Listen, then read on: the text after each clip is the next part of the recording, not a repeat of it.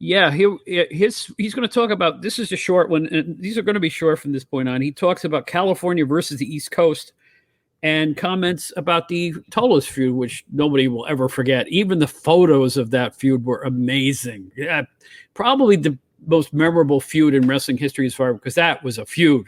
That Oh my was goodness. capital F feud. Yeah, and the photography, I mean, by a guy named Theo Theo Errett. Errett, yes. He was what a photographer. I mean, and this guy. I mean, do you ever see Theo's book that was out?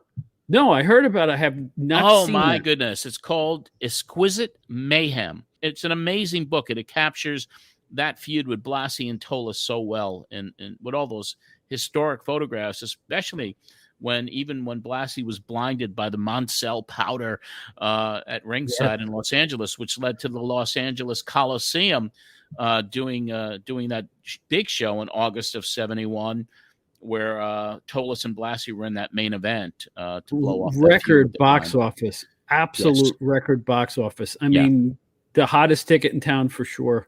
One of the was. great angles of all time. At that time, nothing. The idea of what Tolis did, sneaking onto an interview and just blast. I think he was receiving a Wrestler of the Year trophy, if I'm not mistaken. He was. And Tolis comes out of nowhere, cacking maniacally, and throws this powder in his eyes. And the aftermath was Blassie screaming, "My eyes, my eyes." And the fans went bananas. Yeah. And rightfully so.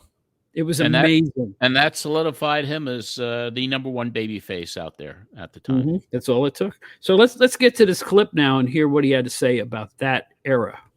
That's right, the world's heavyweight wrestling champion. Well, you know, you get your work cut out for you. Never mind about tonight, you pencil. I'm talking about Friday night. I want to talk about my favorite stamping grounds down in San Diego Friday night, and I'm going to wrestle old blabbermouth Billy Borg. He keeps talking about being a king. Well, I've got news for him. The fans down in San Diego need to see the real king, and I'm going to annihilate that pencil neck geek down there Friday night in San Diego. Like I said before, that's my favorite stamping grounds, because that's where I drive the fellas underneath the mat. Let me tell you something. First, you've got to get over a fella called Ricky Dos. Don't tell me about tonight. I said about Friday night in San Diego. You fans down in San Diego, you've got a great treat in store for you, because you're going to see me annihilate that pencil neck geek Billy Borg down there, and I'll prove once and for all who's the king of kings. If you live through tonight. Don't talk about tonight, you pencil neck geek. I'm not worrying about I'm worrying about tonight. That's the least of my worries. You should be worrying.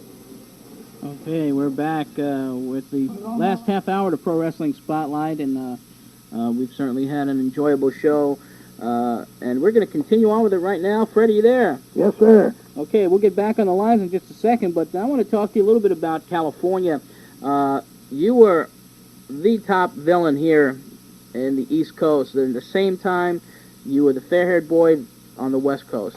How did that make you feel, traveling coast to coast, and one end of the country you were loved, the other end of the country they were throwing bricks at you? Well, I use the same style of wrestling at both places. Yeah, you certainly did, and you were instrumental out in the West Coast with... Just in California. Yeah. They out there, they figured, well, nobody could beat me, so they might as well get on Blassie's side. Right. That's right. They certainly, as much as the intensity that they hated you here on the East Coast, they loved you on the West Coast with the same intensity. You could do no wrong over there.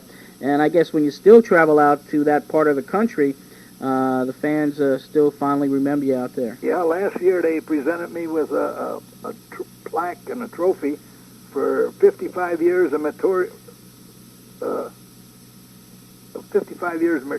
service in professional wrestling. Uh-huh. And when I walked out to the ring, they all stood up as one at the sports arena.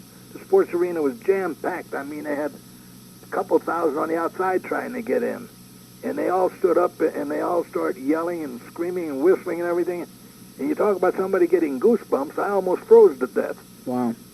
It was a great feeling. Great feeling. Just hearing the guy, incredible. But yeah, and that first beginning of that segment was an interview that I actually had on cassette from the 60s, I believe it was, and it led into, I played it for Freddie, and then he went and started talking about California. But I have so many of those Blassie interviews from the 60s when he was just a crazy top heel out there. I can't even imagine what those sound like, because that was really when he was in his prime. And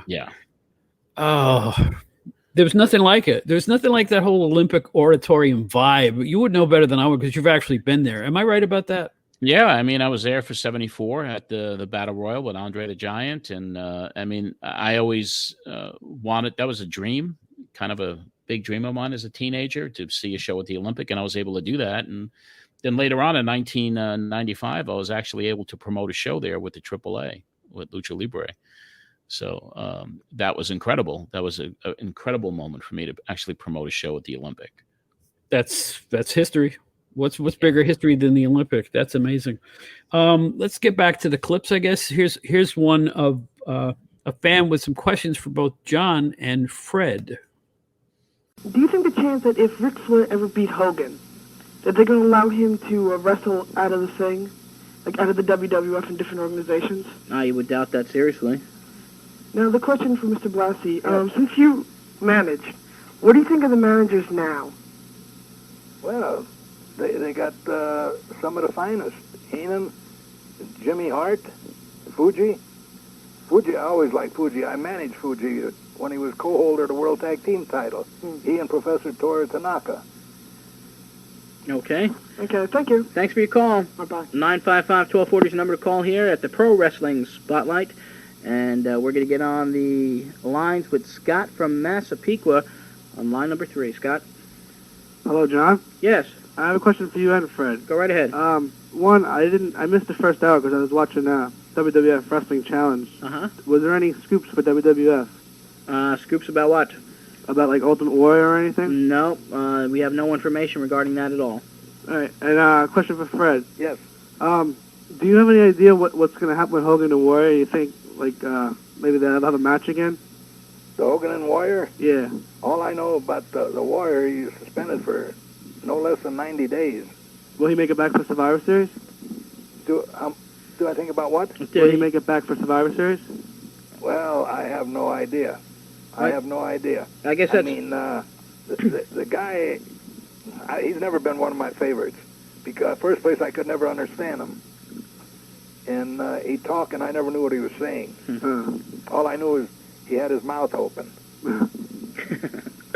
Gasping for air, I guess. That's kind of surprising, his comment about the Ultimate Warrior there, I thought.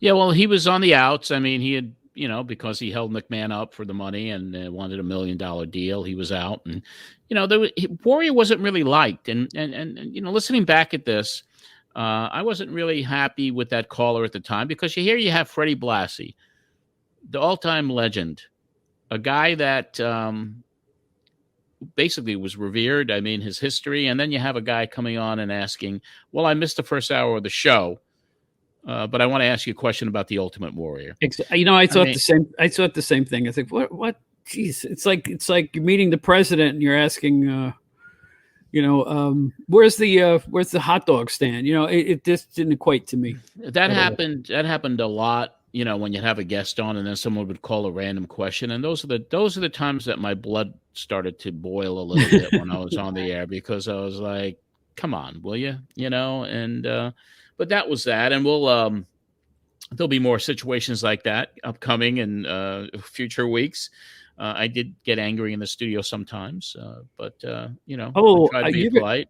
You're going to get angry later in the show. Yeah. A little tip off there. But I think we got one more clip from Fred, Bob. Yeah. Here's a little short one here, and just a little bit. It's only about a minute long or so, and he's going to talk about his villainous ways.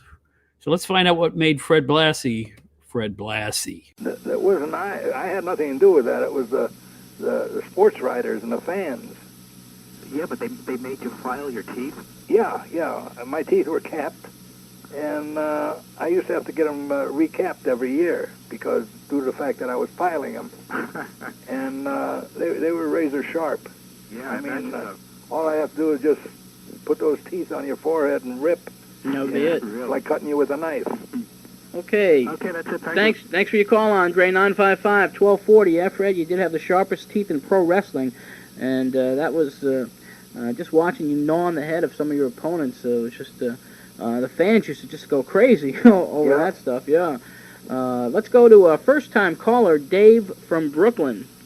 Hi, guys. How you doing? All right, Dave. Freddie, I think you're the best, and I always ask about you whenever I'm in a position to, see somebody who I think might know you. Well, thank you. And I missed most of the show, unfortunately. I slept a little late, and you might have answered these 2 questions, but I'll ask them anyway. First of all, do you still have any involvement with the WWF at all in any advisory way?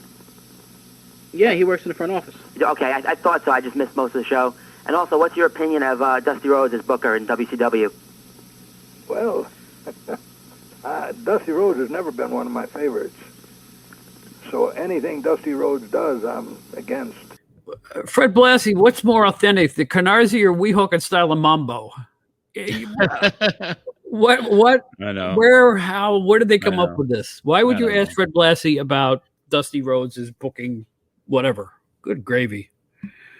I'm sorry. I know I'm getting angry. Hey, there's always some in the bunch there. What do you? Yes, there are. But boy, was there ever a voice like Fred Blassie too? And Alex, Alex should know that he had that voice when he was 25.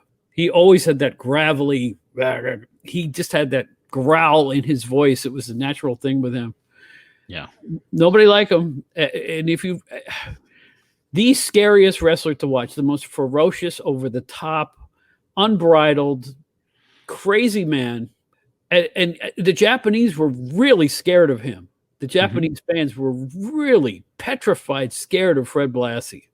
John, you probably have more recollection of that than I do, but well, it's a known fact that they were petrified of him. And then, of course, when he goes to the East Coast and he's working, especially those series of matches against Pedro Morales, I mean, the Puerto Rican fans that were attending and who just worship Morales, and when Blassie would come through that curtain and he would get in that ring, I mean, you had to be on guard, because not only were things being thrown into the ring, but people used to surge the ring. They'd get close to the ring, and the security officers, I have footage of them dragging people out with billy clubs because they were trying to get at Blassie.